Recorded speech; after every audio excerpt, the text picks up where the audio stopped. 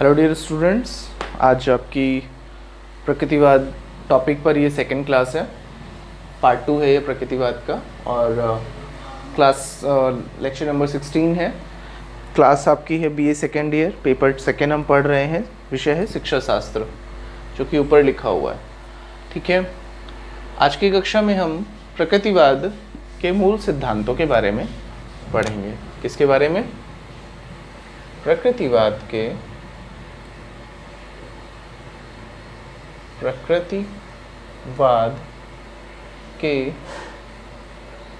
मूल सिद्धांत। किसके? प्रकृतिवाद के मूल सिद्धांत।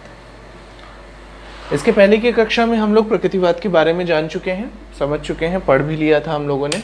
आज की कक्षा में हम क्या पढ़ेंगे? प्रकृतिवाद के प्रमुख मूल सिद्धांत कौन से थे, हम इनके बारे में जानेंगे। ठीक है, इन्हें पॉइंट वाइज समझेंगे। पूरा डिटेल में मैं नहीं बताऊंगा, इसलिए डिटेल नहीं करूंगा आपके सामने, ना ही लिखूंगा, क्योंकि दो रीज़न है। पहला, पॉइंट वाइज समझने में आपके लिए आसानी होगी, एंड सेकेंड थिंग इज़ कि पेपर आपका ये सेकेंड पेपर जो है वो ऑब्जेक्टिव है। इस वजह से अगर आप इसे पॉइंट वाइज पढ़ोगे तो आसानी से लर्न कर पाओगे, और हर पॉइंट से क्वेश्चन क्रिएट हो जाता है, तो वो तरीका भी आप आसानी से समझ पाओगे। ठीक है, मूल सिद्धांतों में सबसे पहला, यह ब्रह्मांड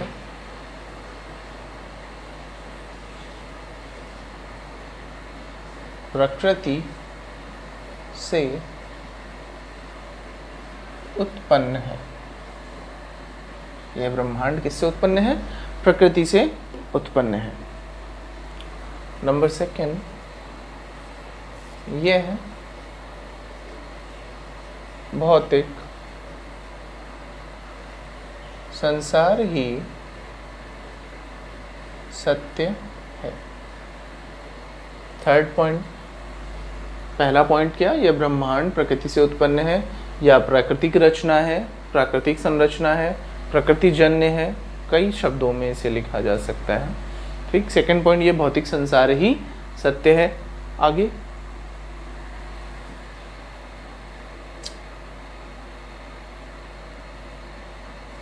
इस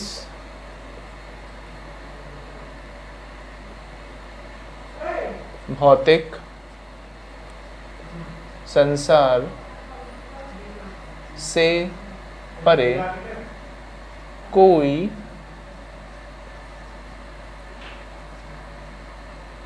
आध्यात्मिक संसार नहीं है। इस भौतिक संसार से परे कोई भी आध्यात्मिक संसार नहीं है। आत्मा पदार्थ जन्य चेतन तत्व है। क्या है?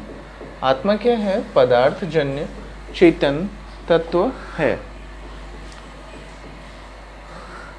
मनुष्य संसार की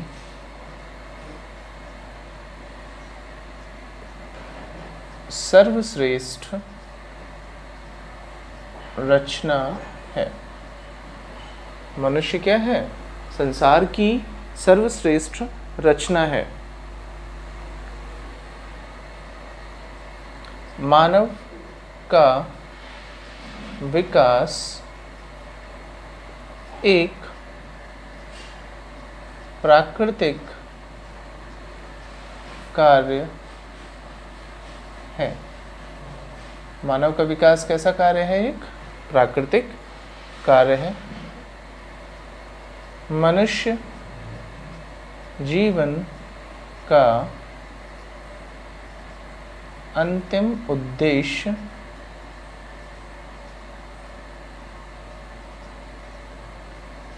सुखपूर्वक जीना है। मनुष्य जीवन का अंतिम उद्देश्य सुखपूर्वक जीना है। और एक और बात, मनुष्य जीवन के लिए प्राकृतिक जीवन ही उत्तम है। मनुष्य जीवन के लिए भी कैसा जीवन उत्तम है? प्राकृतिक जीवन उत्तम है। ठीक है बच्चों, तो यहाँ पर आपने देखा प्रकृतिवाद के प्रमुख मूल सिद्धांत। आप अनेक पुस्तकों में पढ़ेंगे, उनमें अलग अलग मिलेंगे आपको। बात यही लिखी होगी, कंटेंट थोड़ा ज़्यादा होगा, लैंग्वेज थोड़ी सी चेंज होगी। ये मैंने बहुत आसान लैंग्वेज में आपके सामने लिखा है, क्योंकि इसकी पिछली कक्षा में हमने जिस तरह से इसकी परिभाषा पर बात करी थी, उन्हीं परिभाषाओं के मेल से मैंने मूल सिद्धांतों को आपके सामने प्रस्तुत किया है। ये चीज़ें, ये पॉइंट्स आपके पढ़ने के लिए बहुत इम्पॉर्टेंट है। इसमें से सबसे जितने पॉइंट्स लिखे हैं, हर एक पॉइंट से आपका एक ना एक ऑब्जेक्टिव क्वेश्चन तैयार होता है और हो सकता है। देखिए कैसे। प्रकृतिवाद के अनुसार प्रकृति की रचना हुई है, प्रकृतिवादियों के अनुसार ब्रह्मांड की रचना हुई है। ऑप्शन, ईश्वर के द्वारा। नंबर 2, स्वयं। नंबर 3, प्रकृति के द्वारा। नंबर 4, इनमें से कोई नहीं। ठीक है, तो इस प्रकार से क्वेश्चंस बन जाते हैं। ठीक, प्रकृतिवादी भौतिक संसार के बारे में क्या विचार रखते हैं? प्रकृतिवादी भौतिक संसार के बारे में क्या विचार रखते हैं या क्या विचार प्रस्तुत करते हैं? ठीक है, इस तरह से प्रश्न बन जाते हैं। प्रकृतिवादियों ने आध्यात्मिक संसार को क्या स्थान दिया है? ठीक, क्वेश्चंस देखिए, इस तरह से क्वेश्चंस क्रिएट होते हैं। आप बैक ईयर के क्वेश्चन पेपर उठाकर देखोगे तो इस तरीके के प्रश्न आपको मिलेंगे वहाँ पर। ठीक, ये मैं आपको एक सिर्फ एग्जाम्पल्स में समझाने की कोशिश कर रहा हूँ कि क्यों मैंने पॉइंट वाइज लिखा है, और साथ ही साथ मैं आपको भी क्यों पॉइंट वाइज पढ़ने की सलाह दे रहा हूँ। इसीलिए कि पॉइंट वाइज आप लिखकर अपने नोट्स तैयार करो, पॉइंट वाइज आप भी याद करो, जिससे कि एग्ज़ाम में आप आसानी से क्वेश्चन को क्रैक कर पाओ। डिटेल भी पढ़नी है, ये मत सोचो कि डिटेल नहीं पढ़नी। डिटेल तो सबसे इम्पॉर्टेंट है। डिटेल जब तक नहीं पढ़ोगे तब तक ये उसके पॉइंट्स बनाना कहाँ से सीखोगे? ठीक है, डिटेल तो सबसे इम्पॉर्टेंट है, डिटेल बहुत ज़रूरी है। डिटेल जानने के लिए तो मैं बार बार बोलता हूँ कि बुक पढ़ो और सेल्फ स्टडी करो, और उसके बाद उसे याद कैसे रखना है वो मुझसे सुन लो। वो मैं समझा दूंगा कि कैसे याद रखना है उन सारी चीज़ों को। सारे देखो 4 वाद हैं आपके सिलेबस में, आदर्शवाद, प्रकृतिवाद, प्रयोजनवाद, यथार्थवाद। इन चारों वादों से सबसे ज़्यादा प्रश्न उठते हैं, और इनको याद करने का एक ही तरीका है, कंपैरिजन। सारे वादों में कंपैरिजन रखो, कंपैरिजन दिमाग में क्लियर होना चाहिए बिल्कुल। एक अच्छा सा चार्ट क्रिएट कर लो, उस चार्ट पर सारी बातें लिख लो। कुछ मत करो, उस चार्ट पर या 4 लगातार कॉन्टिन्यूस पेजों पर चारों वाद के मूल सिद्धांत लिख लेना। जैसे मैं बता रहा हूँ, आदर्शवाद में मूल सिद्धांत बताए थे, प्रकृतिवाद में भी बताने जा रहा हूँ, इसी तरीके प्रयोजन और यथार्थ में भी बताऊँगा। उन मूल सिद्धांतों को लिख लो और लगातार उसे रोज के रोज रेगुलर बेसिस पर आप 1 महीने कॉन्टिन्यूस पढ़ लो। चारों वाद आपको एकदम याद रहेंगे हमेशा, और एग्ज़ाम में उससे रिलेटेड कोई भी क्वेश्चन कितना भी ट्रिकी करके दिया जाएगा, आसानी से समझ लोगे और कर पाओगे। ठीक है, तो देख लो कौन कौन से पॉइंट्स लिखे हैं। पहला, ये ब्रह्मांड किससे उत्पन्न है? प्रकृति से उत्पन्न है। ये भौतिक संसार ही सत्य है। इस संसार के परे, भौतिक संसार के परे कोई भी आध्यात्मिक संसार नहीं है। नेक्स्ट पॉइंट लिखा है, आत्मा क्या है? पदार्थ से उत्पन्न हुआ चेतन तत्व है।